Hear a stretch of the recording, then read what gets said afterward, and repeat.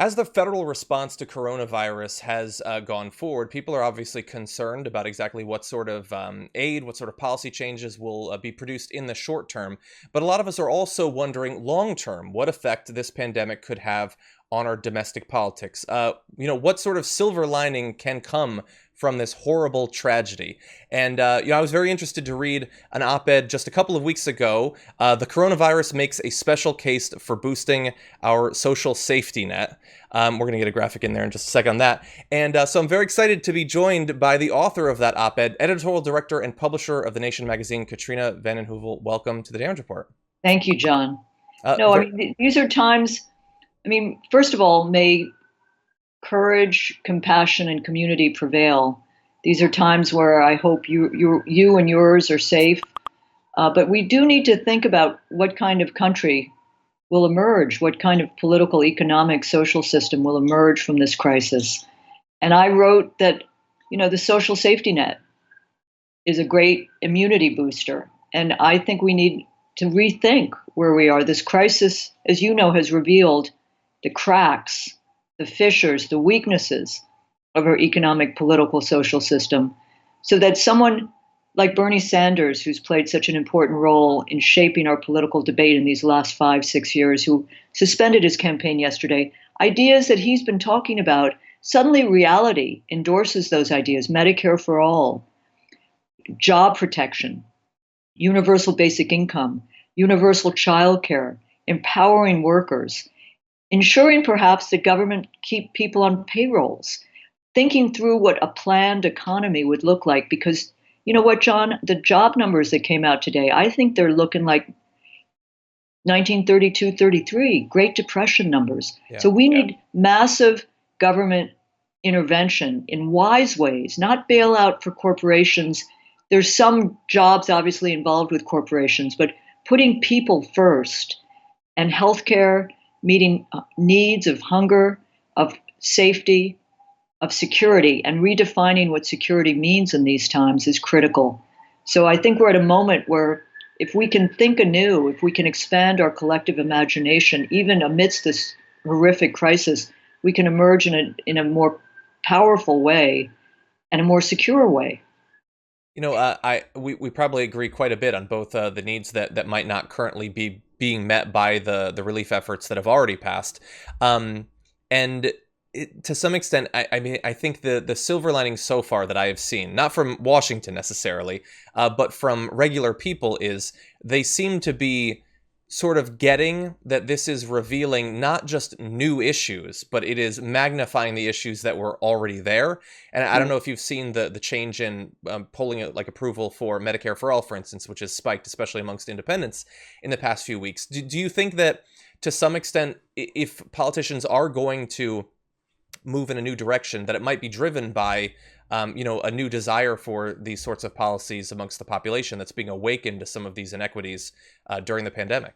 Absolutely. As I said earlier, reality, facts on the ground, facts in people's lives, the way people are living now, what they're seeing in their communities, in their neighborhoods, among family, colleagues, at, distant workplaces, reminds them of what we haven't lived with a real security. And Medicare for all is, as you said, its popularity is increasing. Bernie Sanders and others have even said that in this time we should have a form of Medicare for all, because it's just obscene to think of people going without testing, going without care amidst this pandemic.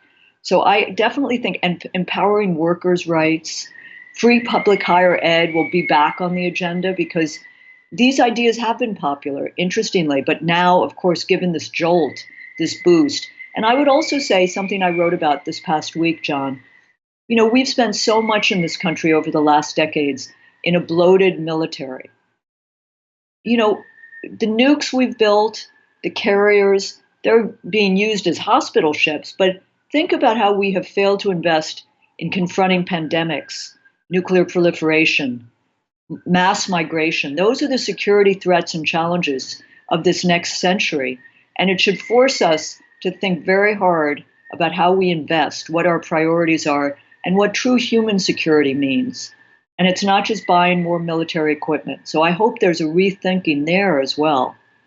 I hope so. And I think, especially when you point out how much money we've spent on protecting American lives in regards to military equipment, I think someone put it as, we have nearly endless bombs, but people are having to sew their own masks That's at right. home. Like, we can't even distribute those. Like, that's how off We our don't have the priorities are. equipment. I mean, we don't have the protective equipment we need at this moment, even as a mighty power, as a globalized economy.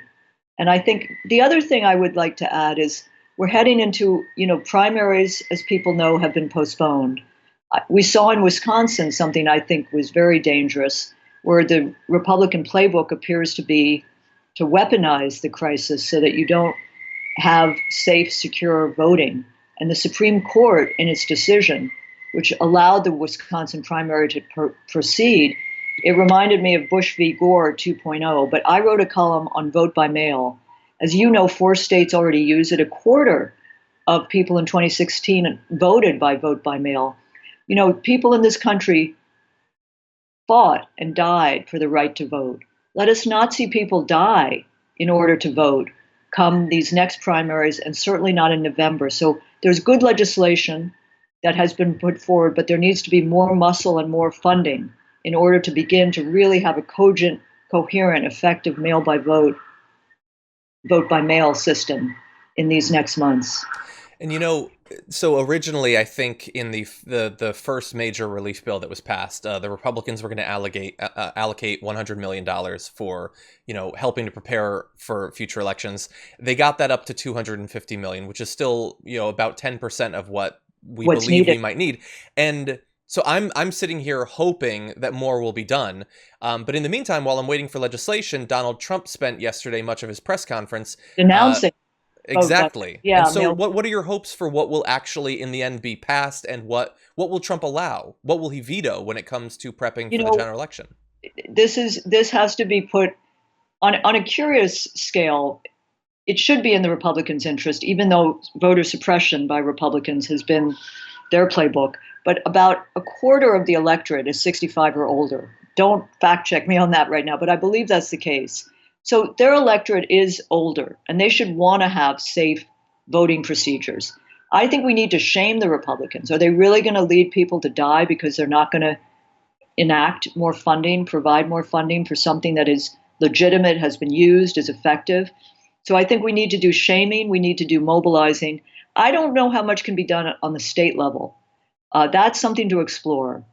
You have 4 states which already have vote by mail. Can states do it? But I think shaming the Republicans, and also perhaps pointing out that it may be in their self-interest, might get them somewhere. But Mitch McConnell has his own ways of operating, as we well know.